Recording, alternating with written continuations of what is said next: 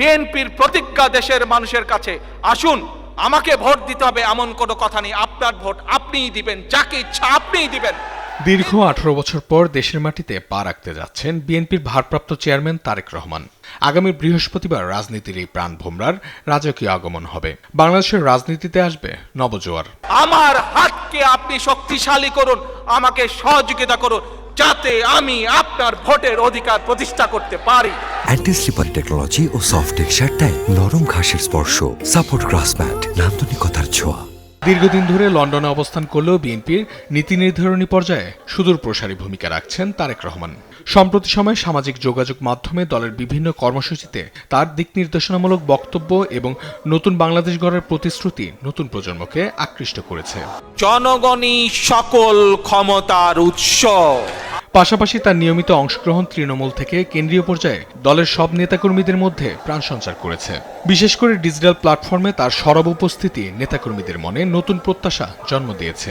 তিনি বাংলাদেশে আসার মাধ্যমে তরুণ সমাজকে নিয়ে, বাংলাদেশে আপামর জনগণকে নিয়ে তিনি যে একটি নতুন বাংলাদেশ বিনির্মাণ করবেন, যে বাংলাদেশে কোনো ধরনের দুর্নীতি থাকবে না, কোনো ধরনের ডিসক্রিমিনেশন থাকবে না, যেখানে মানুষ সবাই ব্যাপক অংশগ্রহণের মাধ্যমে বহির্বিশ্বে আমরা বাংলাদেশকে একটি উন্নয়নশীল রাষ্ট্র হিসেবে প্রতিষ্ঠিত করতে পারবো। দেশনায়ক জনাব তারেক রহমান দেশে ফেরার সাথে সাথেই বিএনপির মধ্যে যে জোয়ার, বাংলাদেশের গণমানুষের মধ্যে যে জোয়ার আসবে, ইনশাল্লাহ সেই জোয়ারই আমাদের আগামী দিনের বিজয়ের বার্তা বয়ে নিয়ে আসবে। এদিকে বিএনপি নেতাকর্মীরা বলছে, তারেক রহমান দেশে ফিরলে আধুনিক ও প্রযুক্তি নির্ভর রাজনীতির নতুন ধারার সূচনা হবে।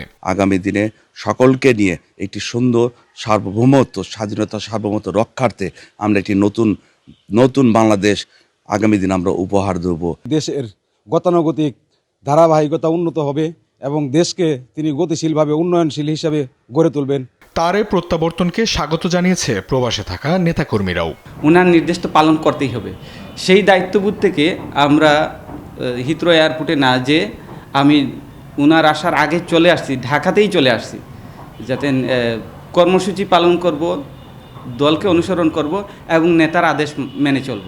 তারেক রহমানের দেশে ফেরাকে ঘিরে তরুণ প্রজন্মের মধ্যে যে উদ্দীপনা তৈরি হয়েছে তার রাজনীতিতে ইতিবাচক অংশগ্রহণ। এই তরুণরাই গড়তে চান সবার আগে বাংলাদেশ। সবার আগে বাংলাদেশ। অঙ্কন চৌধুরী, দেশ টিভি, ঢাকা।